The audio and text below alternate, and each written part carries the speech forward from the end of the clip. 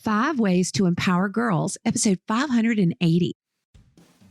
The 10-Minute Teacher Podcast with Vicki Davis. Every weekday, you'll learn powerful, practical ways to be a more remarkable teacher today. Today, we're talking with Lynmara Colón. She is co-author of Empower Our Girls. And today, Lynn, we're going to talk about 5 ways to empower girls. Where do we start? So I would say we have to be intentional about this work and just pay attention to what we're doing to have girls sit at the table and just have meaningful conversations about what they really want to do and contribute. Okay, so we have to be very intentional about including our girls, don't we? Yes. And that means clubs. That means different things that we have in schools, that we have just a variety of things that we have going on where we just invite general, right? We're general about inviting students, but then being intentional about, do we have girls that are participating and just sharing their so where do we stories? start? Well, invite them to the table and create spaces to have their voice heard. It's not only about requesting their participation, but also creating spaces where they are sharing what they think, where we're allowing them to challenge the thinking of the people who are sitting around. I know that was something that I experienced and had the opportunity to do, and I felt so empowered because I was not only invited to participate, but there was a space for me to also share my voice. And that is so important to realize that you do have a place. I'm actually the oldest daughter of a farmer who had no sons, only girls. And so we had to work on the farm just like all the other boys did for other farmers. There was no difference. And he always would tell us, I'll take y'all over any boy or any man in the world because you can do it. It just makes a difference with what you do and how you see the world when you do have a place at the table, doesn't it? Mm-hmm. That is awesome that you had that experience. I wouldn't say that in July in 105 degrees pulling weeds, but I am glad now, later. Okay, what's our second, Lynn?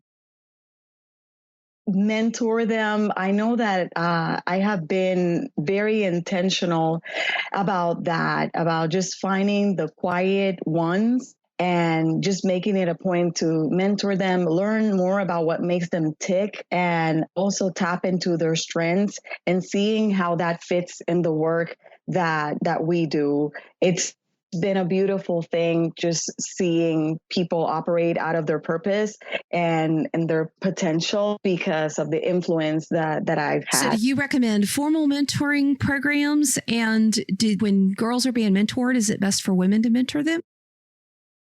You know, I would say it really doesn't matter. I've had great experiences with men, and I talk about that in the book. Adam has been such an amazing mentor to me, and he has pushed me to do things that I reflect now and this really happened to me. So I don't think it has to be the same gender as long as we are, again, intentional about mentoring girls. We have groups, and I've been part of groups, but I've also made myself available for students who just need that extra push because they don't feel comfortable in a group setting. And they need a little bit more of an intimate space where they can ask questions without feeling embarrassed, or they need to be vulnerable. And I think that's a great opportunity as well. And even reading books that can help you. I know when I went to a predominantly male college at the time, Georgia Tech, there were 1 woman for every 7 men, which was somewhat intimidating. But when I graduated, one of my professors recommended a book called Games Your Mother Never Taught You. And it was all the sports metaphors that would be used in business so that I could actually understand. In not that I didn't like sports, but there was just a lot of metaphors that are used. Helping girls speak the language of the world is important. Okay, so what's our third? So I would say practice words of affirmation beyond physical beauty. I tell my girls every morning that they're amazing, that they can go out to the world and make an impact and make a difference. They know they're beautiful, and I think that has a place, but knowing that we are more than that selfie is so powerful, because we usually is say, okay, you're pretty, you're beautiful, you look great. We compliment girls on their clothes, but are we really being intentional about complimenting them for what they bring to the table? You're smart. Your ideas are amazing. And we have a couple of statements in the book that can challenge people thinking about how we compliment and give our girls words of affirmation. That is so important, because when you get older and you turn 40 or turn 50, and then you're like, well, do I count now that I don't look like I did when I was 18? Because we want to set them up for an amazing life, not just for a smile when they're 16. Okay, what's number 4? Believe they can.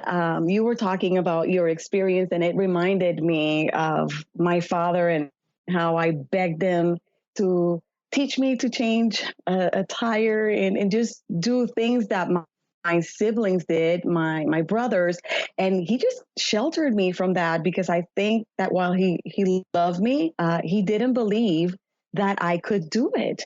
So it was hard growing up because I lacked some of the skills that my brothers had. So I think times have changed. We can handle big budgets. We can change tires. We can make decisions. And in some of the research that we did for the book, I spoke to some women that experienced that early on, where people were shocked that, what, you want to buy this on your own, or you're the CEO of this company and you're strong and you can do this. So believing they can and allowing them to have those experiences, it's really important. So this is just, you're speaking the truth here. This is definitely a book that a lot of us are going to need to get. And you're right that when you do have a father in the home that empowers you, and it was not something that many men do. I've often wondered, if my dad had sons, would he have treated us girls? We're all entrepreneurs now, the same. But when you have those people who say, yes, you can and you will, it does change things. Okay, so what's the 5th? Surround girls with positive people. We need that. We need that, people that are lifting us up. I know I talk in the book a lot about some of my insecurities, even transitioning into the role that I have now, and also coming from a different country. I had this narrative in my head of, you can't, or these things don't happen to people like you. And to be surrounded by people who are constantly cheering you, regardless if they're female or male, and telling you, you can, and I believe in you. And if you fall, I'm going to be there to pick you up. It's just a game changer. I call them Cocoon friends. So being there and being of encouragement, it's something that our girls So need. I have one more question. As I look at your profile, you work in a district with 90,000 students that represent, 124 countries and 149 languages. Is there any kind of difference when you have girls of color? Yes. And, depending on your background and where you're coming from, which is the beauty of diversity, I have learned that females are seen in different ways. So it has been very interesting to talk to girls about where they're coming and their experiences, and then coming here to the United States and all the opportunities that we've had. And I can relate, because that was me. I'm coming from a culture that it's very, very man-centered, and right, we are trained to be the CEOs of the home, and the man is expected to provide. So being in a country that allows for us to lead and have pretty much the same opportunities has been nice. So when you listen to our students' stories, you can say, yes, that was me. I can relate. I understand. And it makes the conversation more meaningful. The book is Empower Our Girls by Lynmara Colón. And Adam, welcome. I just encourage all of us, let's be intentional. And when you look at technology, your robotics team, do you have any girls on your robotics team? Do you have any girls coding? Do you have any girls in computer science? We need girls in all areas. And we do have to be intentional about it. Thank you, Lynn. Thank you. Okay, time to have those conversations if you are intentionally empowering and encouraging the girls on your campus.